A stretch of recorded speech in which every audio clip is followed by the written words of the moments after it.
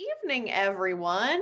My name is Stephanie Sepiol-Milne, and I serve as an Alumni Engagement Officer here at Valparaiso University. That's actually not true anymore. That's not my title, but I forgot to update it.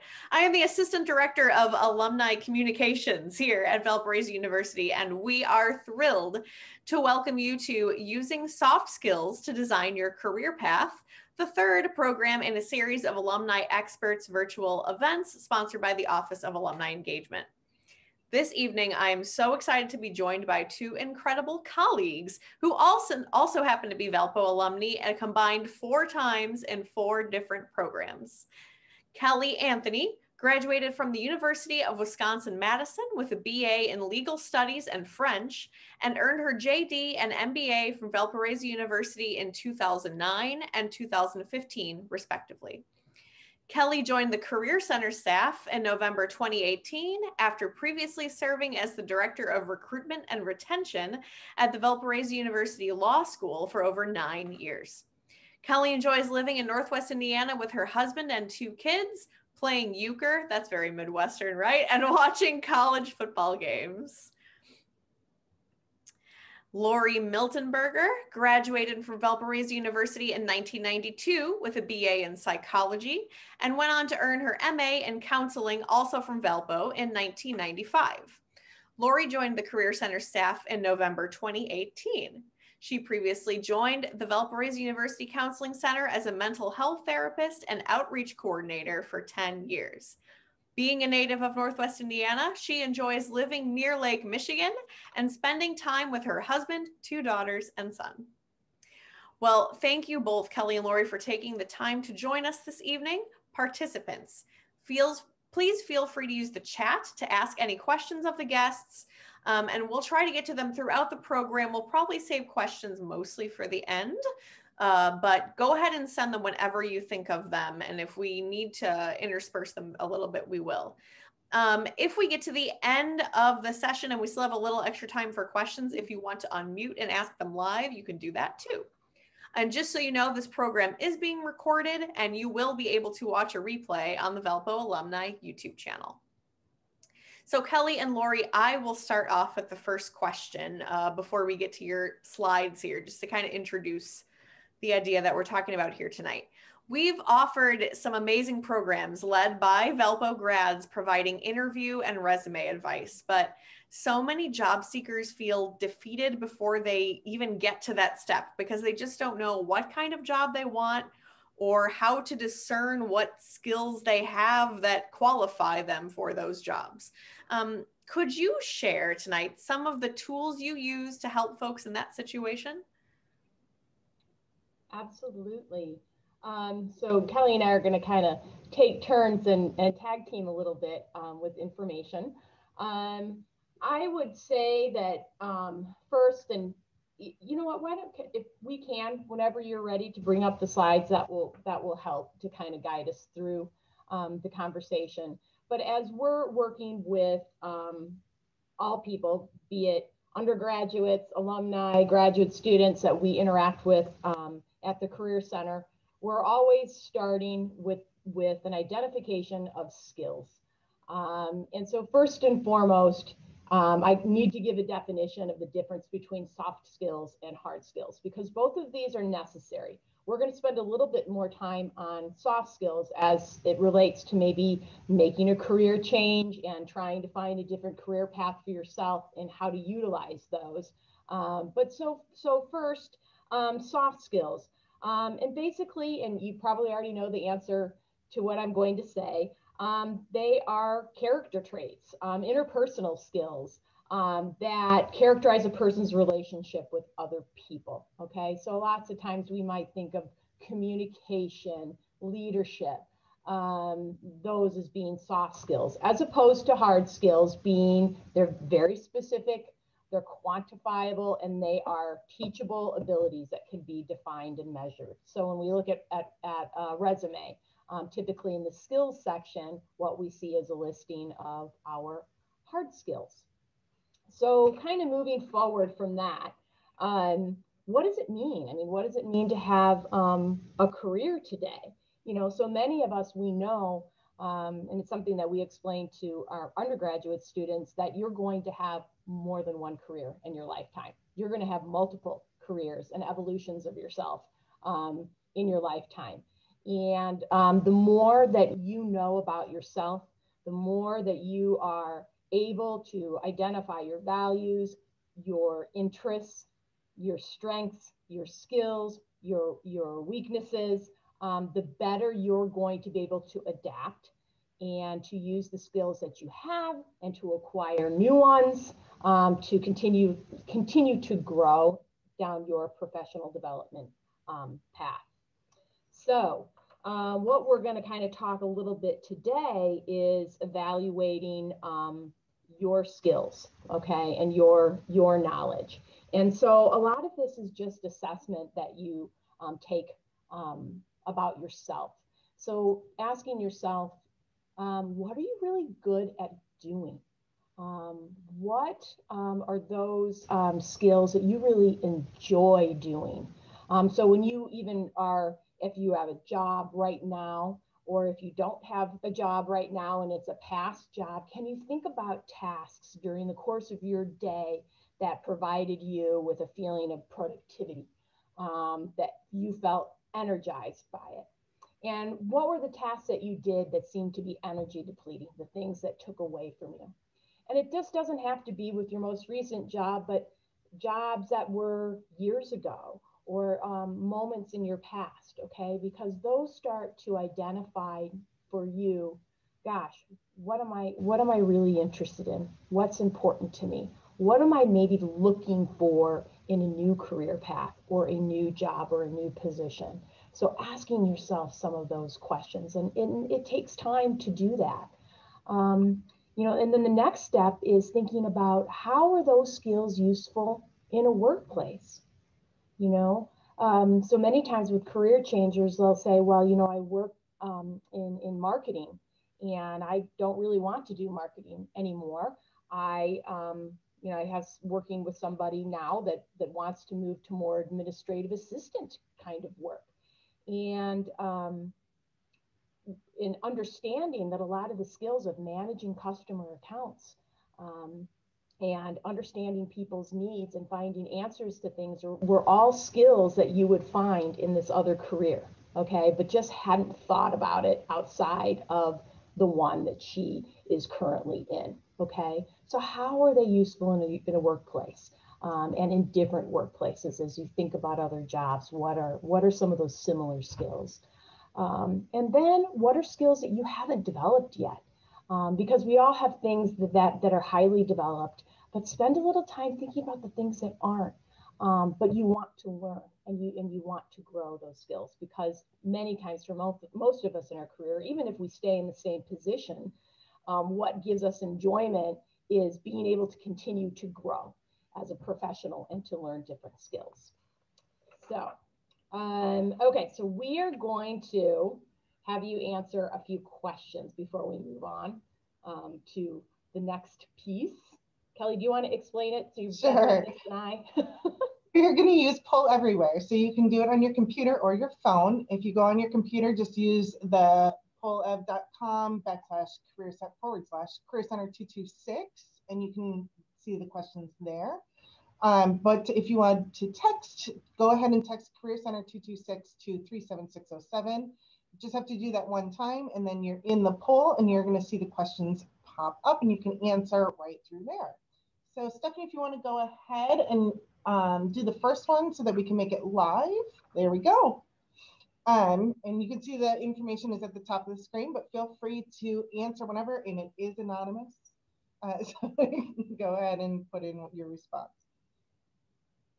So what amount of job success is attributable to soft skills excellence?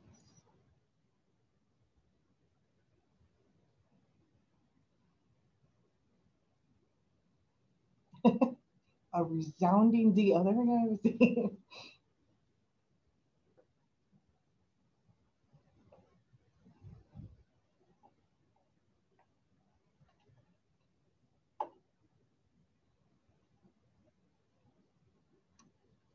All right. So the D's are correct. It is 85%. So, way to go. We can do the next question. Don't worry, there's only 3.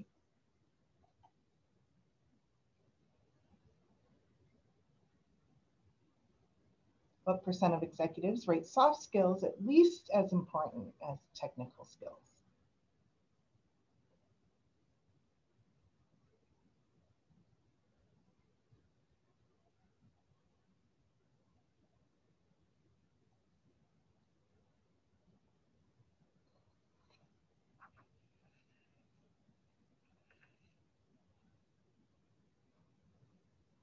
You are all correct. It is D, 92%.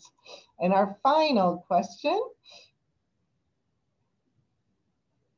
what % of executives report difficulty finding talent with soft skills?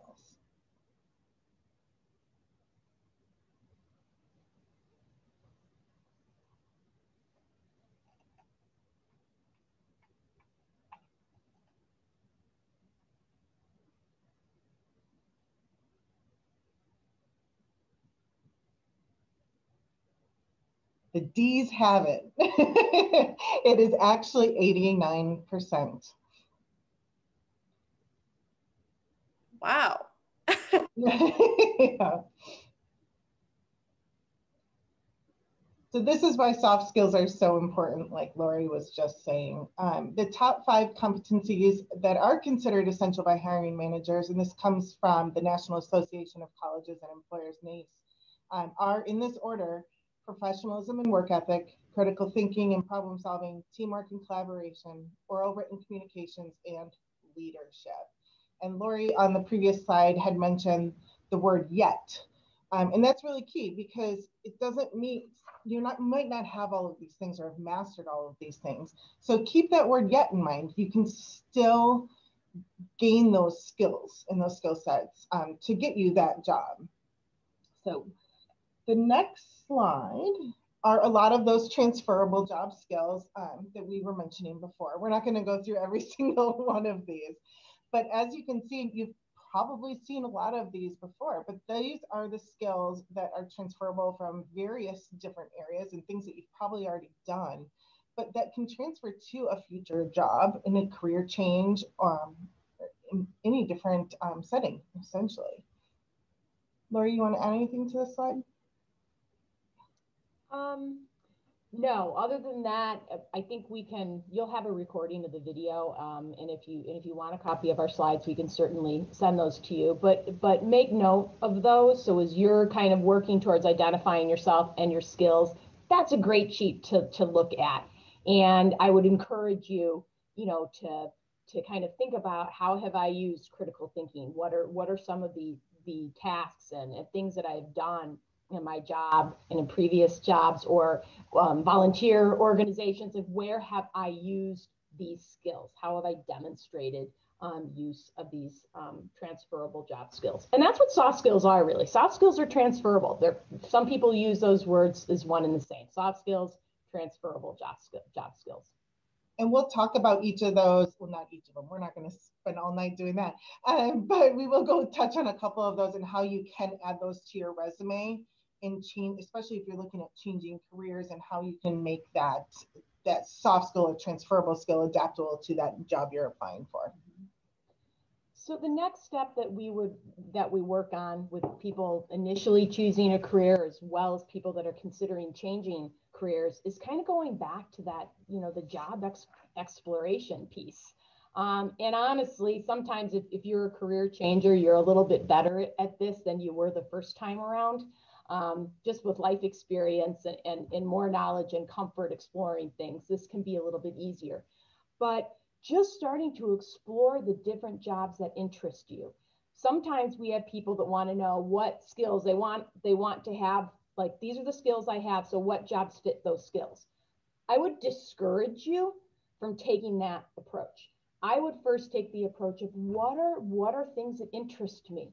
What are those career paths and those options that maybe I did have a little bit of an interest in, but for one reason or another, I didn't pursue it.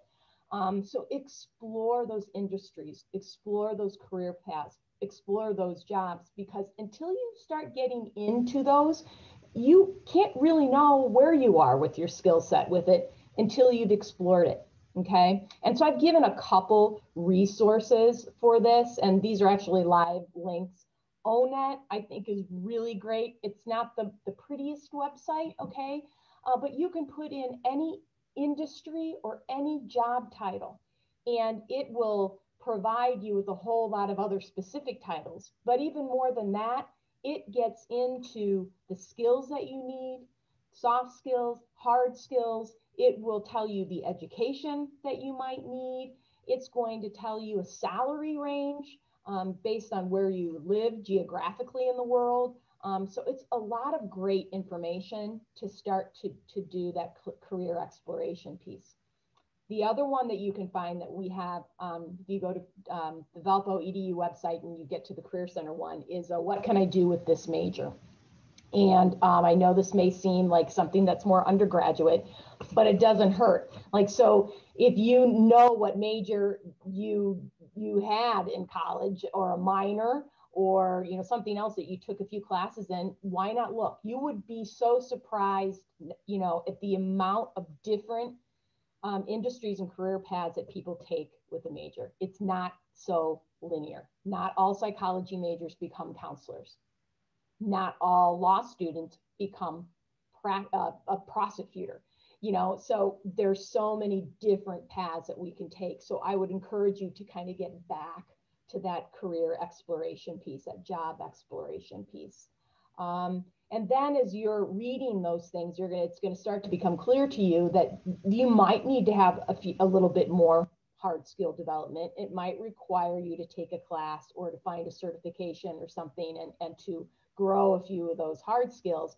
But the good news is that when you have all these soft skills and transferable pieces, that's going to make that transition to something new that much better and that much easier.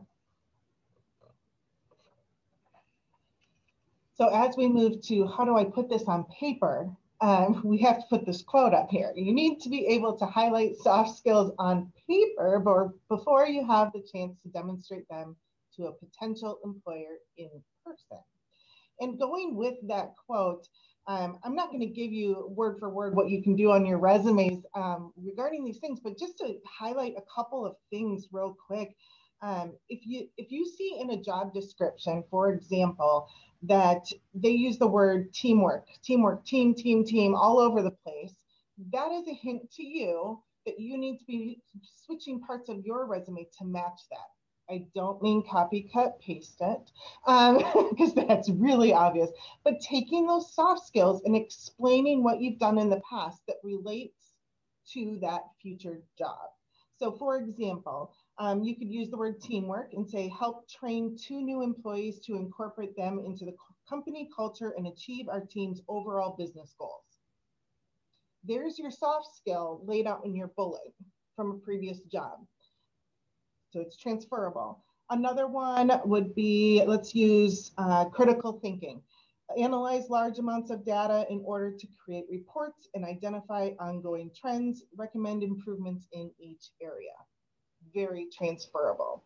So that's how we really want you thinking about that, and how you can switch your bullets in your resume to really show that employer that, especially a career change, that this career is directly relatable to this new future career, and you can transition those skills. In general, we have the parts of a resume up here. We all know you know how to do a resume. You all have your resumes done already. But in general, the big piece we want to touch on is this professional summary or objective statements. Objective statement's a little old school on that, but more of a profile or professional profile is what's used now. Obviously, your education experience, other sections, skills, they're all very important in the process. But we wanted to highlight this professional summary because this is a really great place that you can emphasize the career that you would like to go into, especially if it is a career change or an industry change. This is a really great place to put that. If we could go to the next slide, Stephanie, we have some examples of this. So 3 to 5 sentences. You're going to use the job description of that specific job you are applying for to create these things. You want to be able to mold what you've done, again, with those transferable skills into what they're looking for. You also need to be very clear what you are searching for. And then obviously making sure that matches. So you do need to change this every single time you apply for a new job, unless it is the same industry that you're applying for. But I really like these two examples on the right-hand side.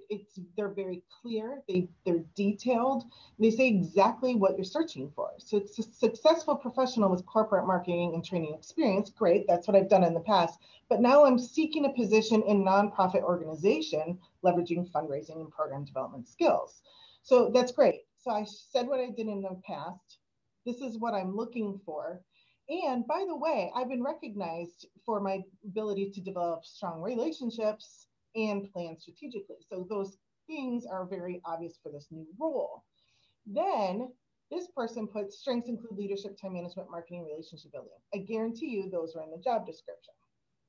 So they're just putting it right at the top. Let me showcase to the employer, this is who I am, this is what I've done, but here are my transferable skills that relate to exactly what you are looking for.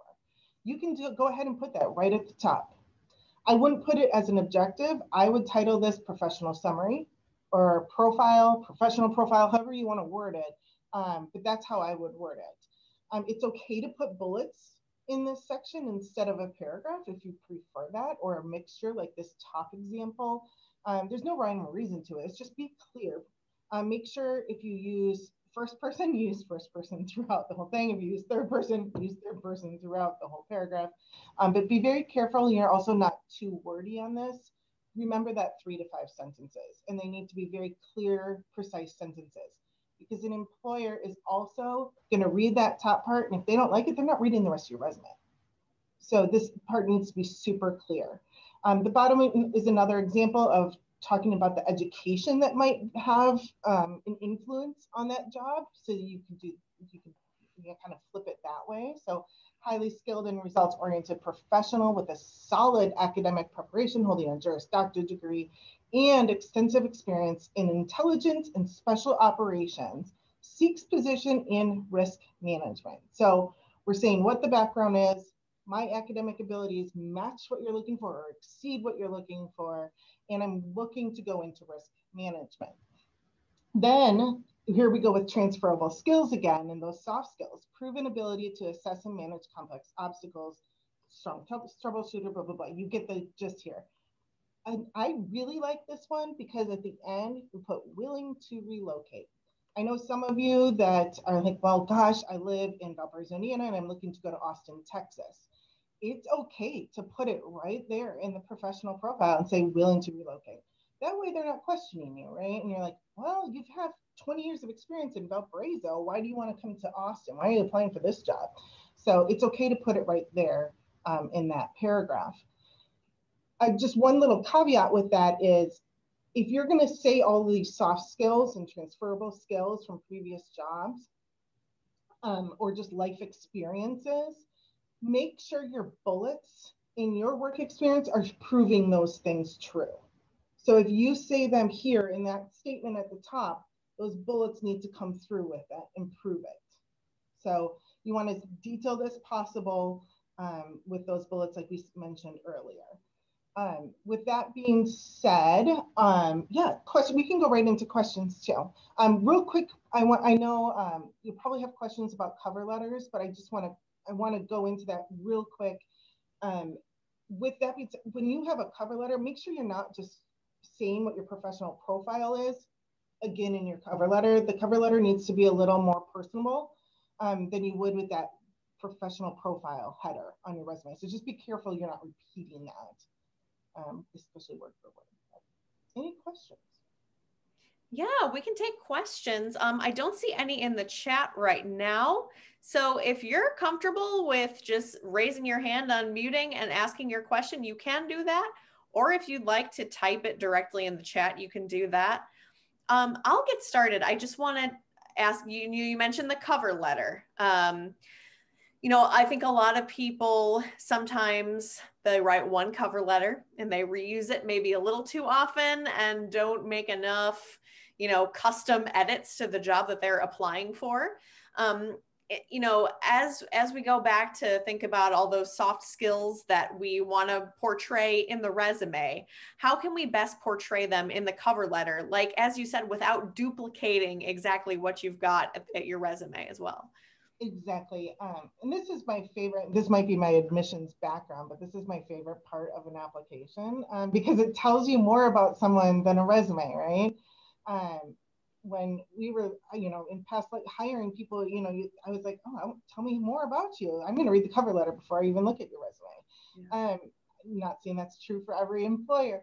But this is where you can make yourself shine, right? Show your personality, show why that company. You can't really do that in your resume. So instead of, you know, going through your resume, which they can read, tell them, especially that first paragraph, why that company, why are you interested in that role? Why are you interested in that specific company? Show them your passion for that place. The second paragraph, you have to be really careful. You're not reiterating, like you just said, Stephanie, with those, you know, bullets essentially from your work experience. So instead, use some of these soft skills and transferable skills to just explain, gosh, these things that I've done work perfectly in how I'll exceed in this role with your company. And it's a great place to explain those things. And then obviously the conclusion of your cover letter, you know, again, why you're interested. But that's how I would do it. Yeah. Could like a personal anecdote or something, how do you demonstrate, right? Without just coming right out and saying like, I am good at being a leader. I am good. You know, how can you kind of show instead of tell in that instance? It's a really great question. And this is probably the hardest part for most people. Being like, well, how do I explain this? And then also talking about yourself, right? It's difficult to sit there and go, okay, what's important to me or what's going to be important for someone else? It's difficult to put all of those and quantify things. So I'm just going to back it up a little bit. Remember to just keep your resume updated and have that master resume that's maybe 3 or 4 pages long for some of you, and then cut back when you send to an employer with the relevant information in it. But that way you're not missing anything that you could be making specific for a certain job. But when you do showcase things and the show don't tell thing, it really is those examples, and you can find these on Google. I mean, this isn't like rocket science either. I mean, Lori and I will do it for fun just to see like what pops up for certain jobs. I'm not saying copy, cut, paste them, rework them, you know, get some ideas. But it's really just thinking how to quantify it, right? So communication skills, facilitating and presenting monthly training on new marketing skills and social media trends to groups of over 20 employees. So be specific. What did I do? How did I do it? What was the result? Kind of that STAR approach to interviewing. Think of it with your bullets, if that makes sense too. So there's a question that came up in the chat. Would the cover letter be an appropriate place to state, I've been a stay-at-home mom for the past X number of years, following a career in advertising or et cetera, now looking to get into XYZ? How, yeah, sounds like yes. Great question, Jennifer. Absolutely. Use your cover letter to explain that. Absolutely. And you can even use that professional profile too. Yeah, and you can talk about in that cover letter, you know, other things that maybe, you know, I mean, I had I think an 11-year gap in my career. So worked as a counselor for years and had a spouse that was transferred to a lot of different states. And so started a family and moved around a bit, and then, you know, decided to get back into that. And that is something that I openly addressed in my cover letter, was my time, you know, outside and raising my family. I was also very, you know, involved in things like PTO and Sunday school and other volunteer activities during that time. So I talked a little bit about that, and, you know, that I was eager to get back, you know, to get back to work and to put my skills back to use again. So yes, absolutely, put it in the cover letter. Yeah. Yeah. On that same note, could you even use the cover letter to explain why you maybe left a job, you know, after a short tenure and moved on to another? I mean, how I know people get concerned about having to explain that, you know, is it better to preemptively address things like that, or maybe wait until you're asked? What do you think? I'm going to give you the "it depends" response. It really depends on the personal circumstances on that one, how it relates back to the job they're applying for, et cetera, et cetera. That's definitely a personal one. I mean, there's a point too, right? There's this fine line of oversharing. Yeah. So you have to be really careful with that. But then does it apply to, you know, the job? Well, then maybe it's not oversharing. So it's definitely an "it depends" answer. I'm sorry. But yeah. And just to reiterate what Kelly was saying, because I think I was kind of talking over a little bit, you know, really that whole gap thing, you should put it in the cover letter. But just in case someone doesn't read that cover letter, you include it in that professional summary piece, you know, that, you know, you had some time out of the workforce, and put it in there, because you don't want to just rely on the cover letter to communicate that. It's okay to put in that statement. I put it in both. And it's okay, like Lori used, I love the word that when you use the adjective "eager," like it's okay to have your personality shine through too. You know, Jennifer's on there and I read it and I'm like, oh gosh, she's, you know, 10 years out of the industry, but looking to go into this, and I'm eager to join back in. My kids are grown and I've you know, blah, blah, blah, blah, blah. I think that it shows your personality. It's great. You're going to shine more than another, you know, applicant that's a boring with nothing there. So yeah. Another question in the chat: how do you professionally say "I was laid off"? Yeah.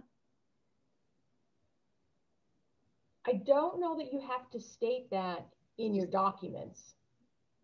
You know, I wouldn't do that. I would just give my dates and explain my experiences. If you're talking more about like in an interview situation, if it came up and they asked you why you left, maybe, I think that you tell the truth to there's no way around just being honest about it. I would just say though, so there's lots of different reasons why we might not be employed right now. We could have been furloughed. We could have been laid off from the pandemic. There could be a whole host of different reasons.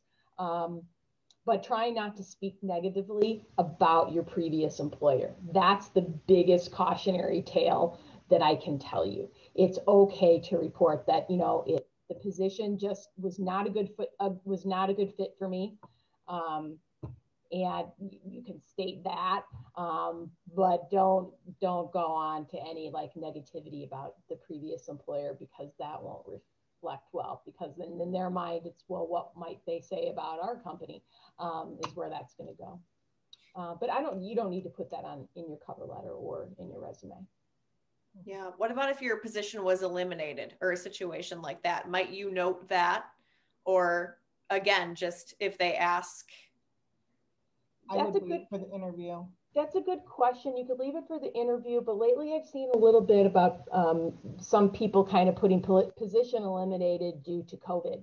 That has not been unusual. I've been seeing more and more of that in terms of resumes and reporting that, because that's literally was completely out of their control. And so, you know, even for the college students that maybe had their internships canceled, it's, you know, these things were lost. It was not about anything due to my skills or ability, just a pandemic, just a little pandemic. So I think that there could be room for that possibly. I might need to look into that a little bit more and find some more like examples and kind of maybe look and see what the community thinks about that. So, but I think that that's going to probably be something that might be high on a recruiter's mind if they're seeing some recent employment gaps, or the dates suddenly end and it's been within the last year. That's probably going to be where a recruiter's mind's going to move. Yeah. They might suspect, you know, that it was related to COVID anyway. I don't see any new questions in the chat, so I'm going to ask another lingering one that I think, you know, we've heard a lot lately about applicant tracking systems. A lot of times when we submit documents. They're going into not necessarily a person's inbox, right, but a general electronic collection system. So those applicant tracking systems, ATS, what could prevent your resume from being seen after it's fed into one of those systems? And what, on the converse, what could make it stand out? Lori and I like to call this, how do you beat the bots? We could do a whole session on this one, Stephanie. My first tip for you is to, honestly, if you're not familiar with ATS, Google it. There's tons of articles out there, tons of information. Educate yourself as much as possible, because we can't get into even a teeny bit of this in the time we have right now. But in general, you just have to be really, I would say the number one thing for me is formatting. If you're putting your resume in a template from whatever source, and it's a hard to edit template, that means a computer can't read it. So you're not even getting the look. So you will see when you're applying for positions, how sometimes they make you copy, cut, paste it into the blank thing. And you're like, what? My resume looks so pretty and now it's gone. It's because the computer's reading it. And they're just looking for certain words. So that goes back to tailoring your resume, right, to the job you're applying for, and using those transferable skills to the job description. That it goes directly relates to that, because if you see the word team 50 times, not gonna be 50, 10 times, that means they're having the computer look for the word team in your resume. Yeah. So it's full circle back to that, but just be aware of those things. There's a ton of other nuances. I mean, Lori and I really could talk about this for hours, but try not to do color. Don't put anything in the header or footer. What else, Lori? Use a simple Word document, and don't go search for resume templates. Just stay away from the templates. What we advise is just set your margins. Probably a lot of people in here are going to need a 0.5 margin. We do 1 inch, just depending on how much space, and just format it out that way, just because it's going to be easier for the tracking systems to read, but not putting them in all the little boxes and a bunch of fun tables or any of things like that. It just doesn't want to read it very well. Well, you are all alumni too. I mean, so we are happy to help you. So when you are, writing your cover letters or writing your resumes and you need help or just want another eye on it, you can email it to us. We are happy to take a look at it.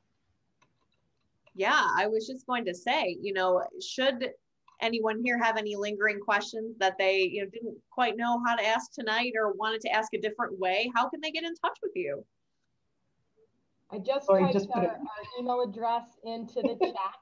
Okay, so you can certainly also call us or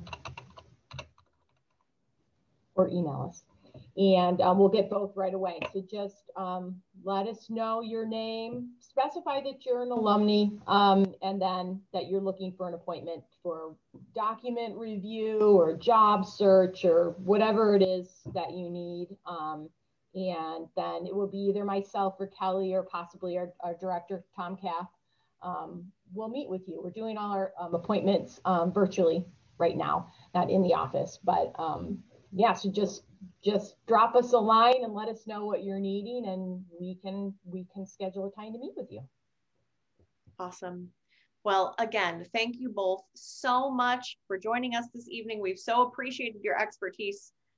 You're, I think, two of the most knowledgeable people on campus, and I've just been so excited to have this session for a while. So thank you again. To our attendees, we have some other exciting virtual events coming up, including Inside Valpo Football with Coach Fox on February 24th, and a can't miss pregame chat on Saturday, February 27th, with men's basketball alumni Eric Buggs, Fashil Fernandez, and Ryan Brokoff, led by beloved announcer Todd Ico. Those guys were my classmates, and I still am kind of starstruck just thinking that I'm going to be in a Zoom meeting with them. To see upcoming and past Valpo alumni events, visit our website alumni.valpo.edu/events, or visit our Valpo Alumni YouTube channel and you can find full event recordings and some highlights there as well, including from Homecoming 2020. We had a lot of great recorded events then. We hope you'll also follow us on social media to stay connected to exciting news and events. That's at Valpo Alumni on Twitter and Instagram, and Valparaiso University Alumni on Facebook. Thank you all so much. Have a wonderful rest of your evening, and we hope you join us for another event soon. Good night. Good night, everyone.